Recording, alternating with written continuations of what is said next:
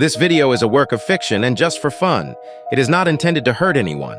The following video is a head shave fantasy story for people who are hair fetish.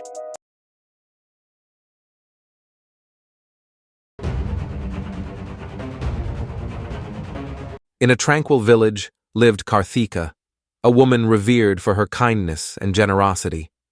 But beneath her serene exterior lay a secret.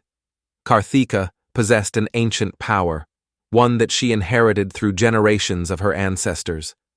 Her long, flowing hair held the essence of her magic, a force that could shape destinies and alter fates. As mysterious disappearances plagued the village, whispers began to circulate, blaming Karthika for the tragedies. The villagers, once her admirers, now regarded her with suspicion and fear. "She's the one behind it all," they murmured, casting accusing glances at the woman they had once held in high esteem. Desperate to uncover the truth, Karthika delved into the depths of her power, seeking answers that eluded her grasp.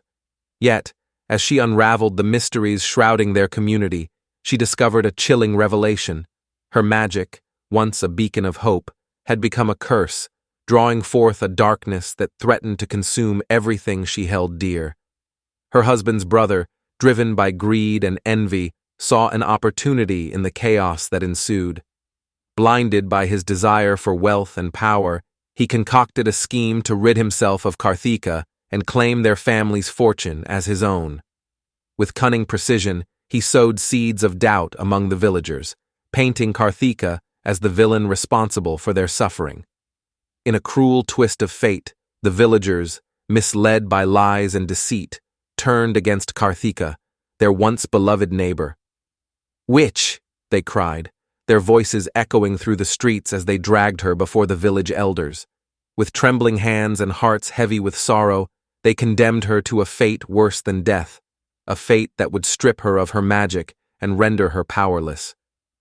"Please, you must believe me," Karthika pleaded, her voice barely above a whisper as tears streamed down her cheeks. "I am not the cause of this suffering. I only seek to protect our village." But her words fell on deaf ears, drowned out by the cries of the angry mob that surrounded her. The village barber stepped forward carrying a heavy bucket of water, its contents shimmering in the flickering torchlight. "Karthika," he intoned, his voice echoing across the square, "you stand accused of crimes against our village. It is time for you to face the consequences of your actions." The barber wasted no time, upending the bucket and dousing her hair in icy water, causing it to cling to her scalp like tendrils of darkness.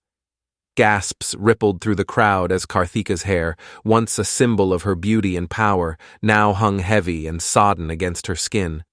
But the true test was yet to come. The barber stood before Karthika, his hand steady as he produced a gleaming shaving knife from the folds of his clothes. Karthika's heart quickened in her chest as she watched, her breath coming in shallow, ragged gasps. She could feel the weight of the blade's edge against her skin, a silent reminder of the fate that awaited her. "Please," she whispered, her voice barely audible above the clamor of the crowd, "spare me this humiliation." Her words hung in the air, carried away on the gentle breeze that swept through the village square. But her pleas fell on deaf ears as the barber advanced, his movements deliberate and methodical.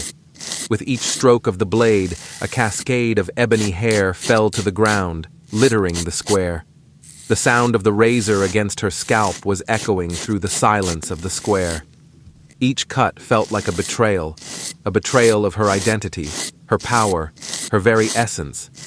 As the last remnants of her once magnificent mane were stripped away, Karthika felt a surge of powerlessness wash over her, threatening to consume her whole.